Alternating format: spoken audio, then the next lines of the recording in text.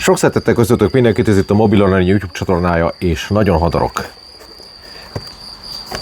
Sok szeretettel köszöntök mindenkit, ez itt a Mobil Arena YouTube csatornája, kezemben pedig van egy doboz, amit a CarPod-Go küldött ki, mert hogy ide küldték a CarPod-Go Minit, ami egy relatív kisméretű, utólagos autós fejegység, ami támogatja az Android autót és az Apple CarPlay-t, és $120 kerül, de van kuponkódunk szokás szerint, amivel hát $20 le lehet belőle csípni, és akkor, hogyha szeretnél egy ilyet, akkor meg tudod rendelni, halleluja. De mielőtt ezt megtennéd, javasolnám, hogy nézd meg ezt a videót. Először is hát azzal kezdenénk, hogy kibontjuk az eszközt. Itt van előttem a termék, amit Hanna küldött a CarPod-Go-tól, és mint látjátok, ez még eléggé bontatlan, de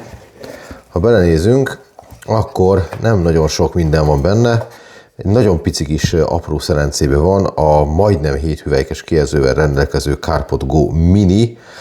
ami hát egy extra kis tartozékkal jön, amiről fogalmam nincs micsoda, de most tökre kivontam. És ebben van egy szivargyújtó töltő, ami egyben úgy látom, hogy médiavezérlő is, és van rajta két USB-A, meg egy C,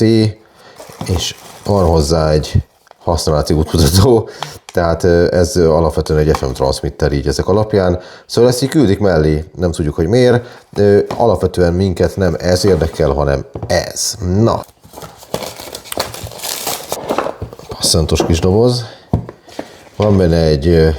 manuál, de nem is biztos, hogy kell nekünk, mert van egy, ugye itt van maga a termék, ami rajta van egy fólia, ezt majd leszedjük, ha bekerül a kocsiba, és ugye amit adnak hozzá, az egy adapter, meg van egy nagyon korrekt minőségű Type-C kábelünk, és ebben a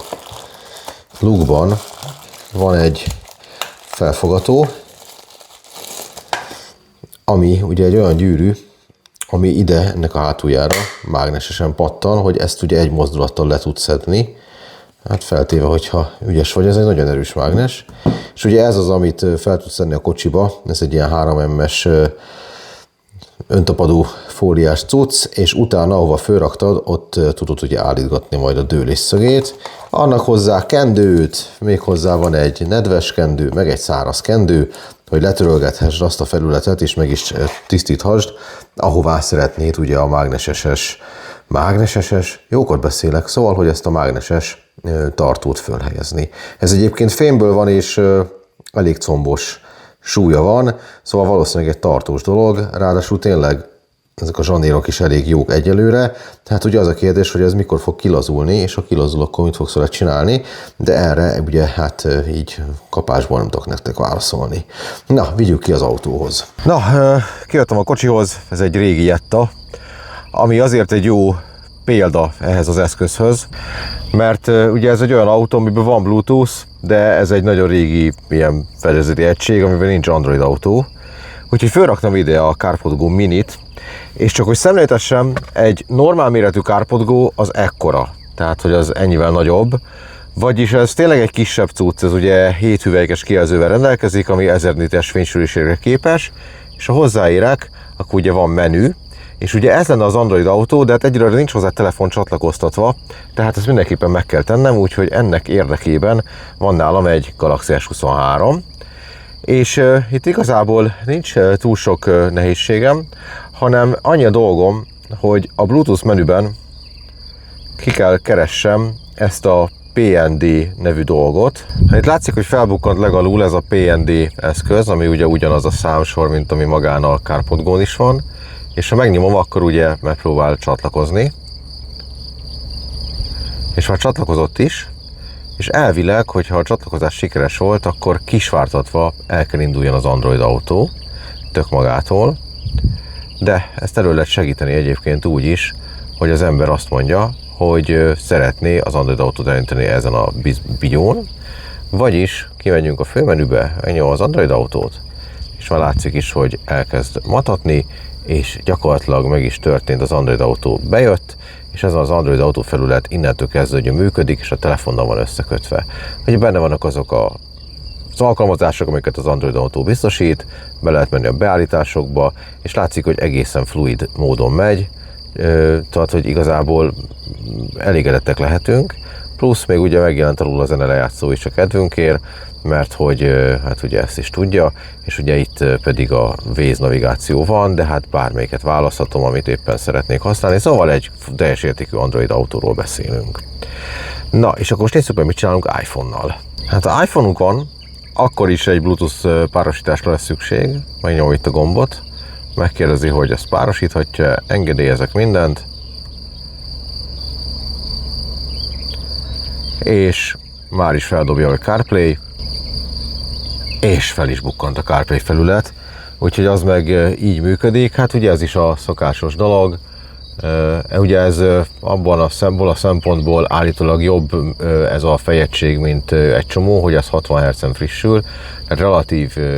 jó gyors,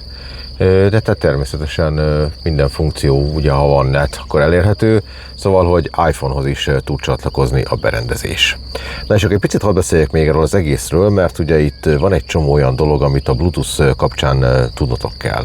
A következő a szituáció. Ugye amikor van egy autód, amiben nincsen Android autó, akkor is rengeteg irányba elmehet ebbe a történetbe, mert hogy ez az autó ez lehet olyan, amiben van gyári Bluetooth kihangosító, lehet olyan, amiben nincs, és lehet olyan, amiben van ugye AUX, tehát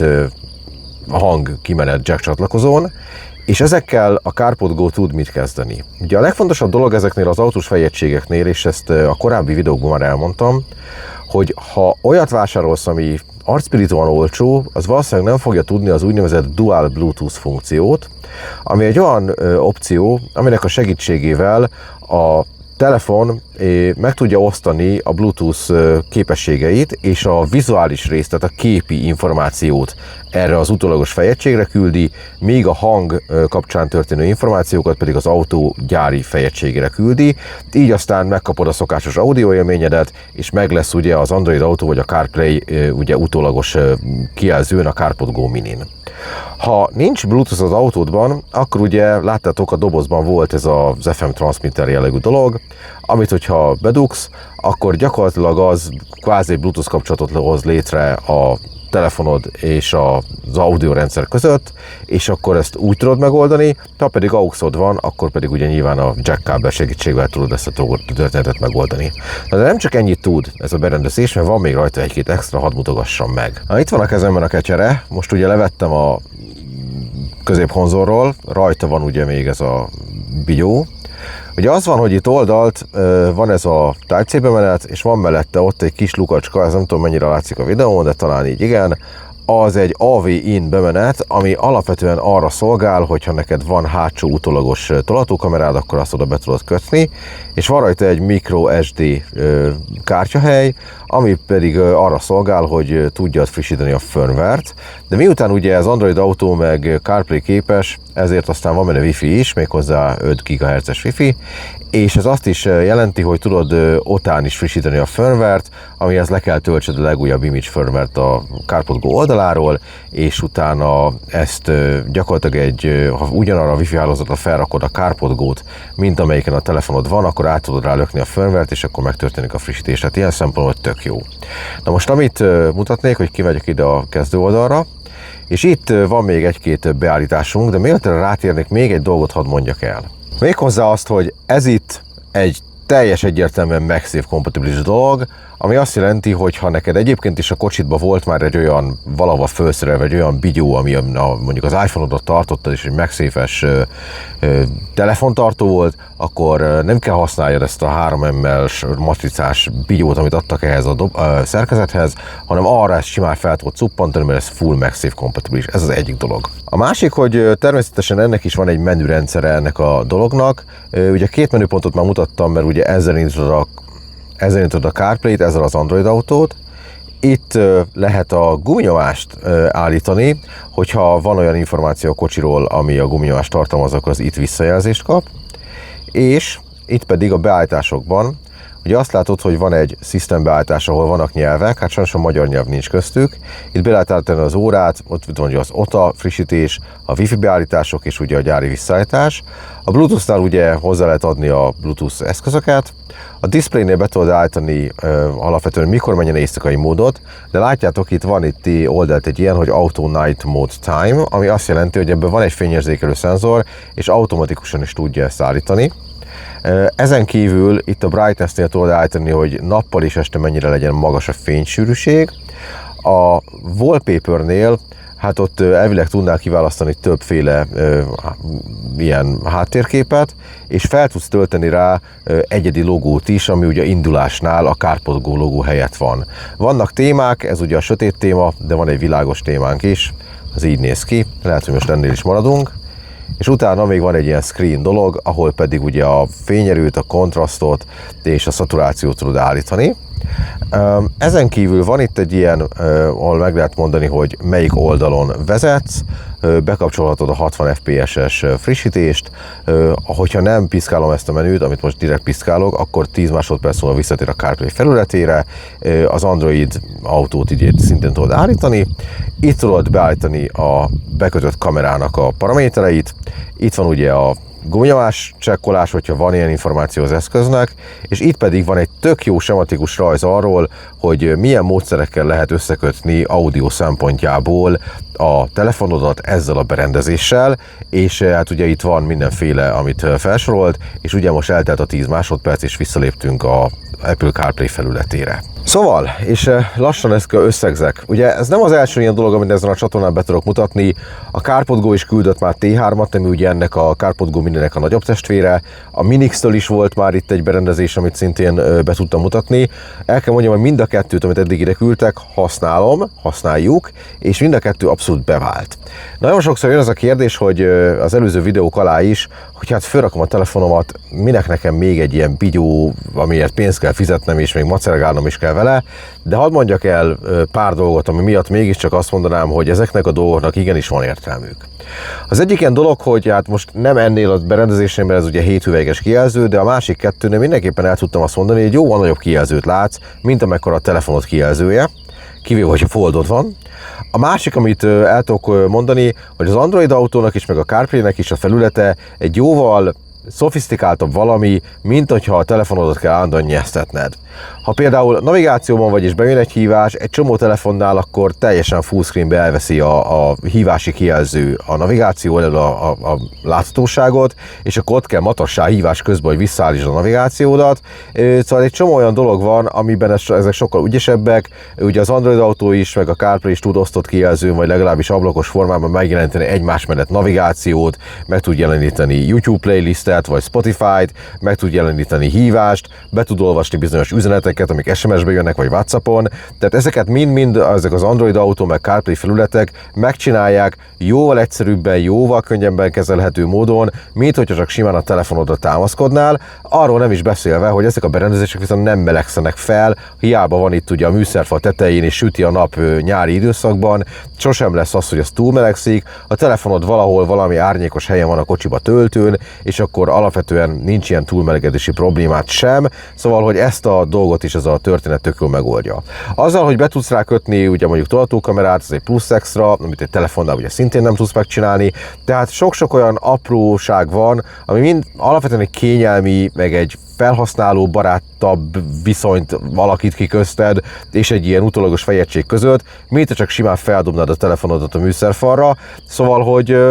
nem mondom, hogy ez mindenkinek egy szükségszerű plusz, vagy mindenkinek szükség van egy ilyen berendezésre, de akik már használtak olyan autót, amiben gyárilag van Android autó vagy Apple CarPlay, azok pontosan tudják, hogy ez a két felület mennyivel egyszerűbb használatot tesz vezetés közben lehetővé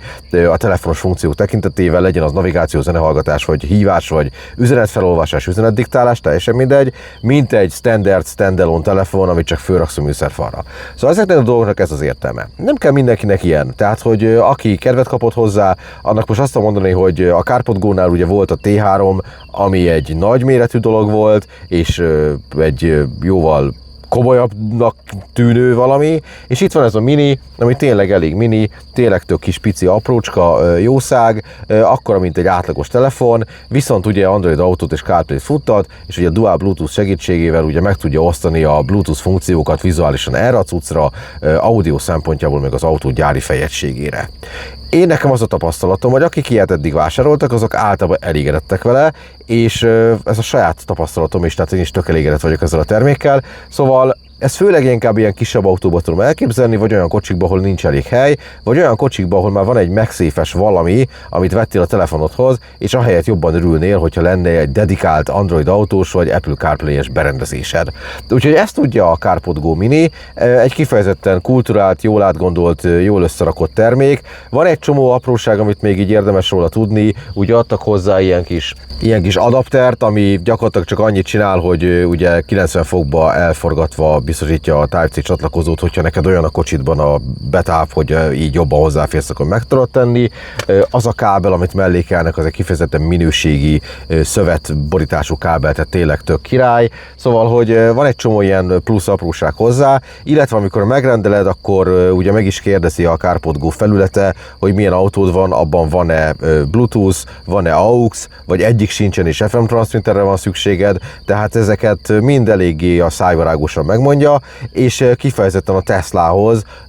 azt mondják, hogy csak a szivargyújtóról tápod meg a CarPod Go Minidet, mert hogy az az egyetlen olyan port vagy csatlakozó a Teslán, amiről tényleg elmegy az áram, hogyha bezárod a kocsit és lelépsz. Tehát, hogy van egy csomó tapasztalatuk, látszik, hogy mindenféle autóval próbálták meg ezt a dolgot, és nekem is az az általános tapasztalatom a CarPod Go termékekkel, most már ugye a másodikkal, hogy teljesen jól használhatóak. Ugye egyetlen egy gond van, amit mindenképpen tudnotok kell, illetve kettő. Az egyik az, hogy Android Auto alatt a multitouch nem működik, ami egy Android Auto Google-féle korlátozás. A másik pedig az, hogy ha te neked többen használtok az autót, és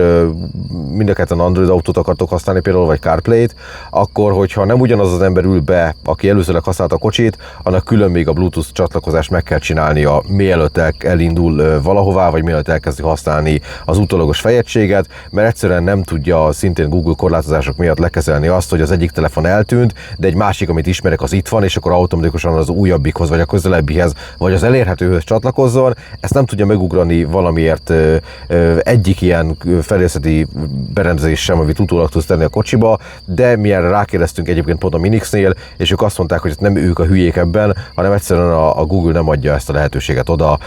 ezeknek a külsős beszállítóknak, akik ugye egyébként megkapják az Android Auto, meg az Apple CarPlay autentikációt is. Úgyhogy ennyit kell tudnotok erről a berendezésről, ha valaki kedvet kapott hozzá, akkor link a leírásban, amivel kicsit olcsóbb lehet a cucc. Ha meg van kérdésed, akkor nyugodtan tedd fel, most már több ilyen terméket is használok fixen minden nap szinte, úgyhogy van vele elég sok tapasztalatom, tehát szerintem fogok tudni válaszolni ilyen kérdésekre is. Köszönöm szépen a figyelmet, örülök, hogy most is követtétek a videót, ha úgy érzed, hogy ez hasznos volt, és még szeretnél hasonlókat nézni, akkor van körülöttem egy csomó gomb, amivel fel tudsz iratkozni, ha pedig már egyébként is fel voltál iratkozva, akkor nagyon szépen köszönöm a belém vetett bizalmat, igyekszem meghálálni, és hamarosan találkozunk egy következő videóban, addig is minden jót kívánok, sziasztok!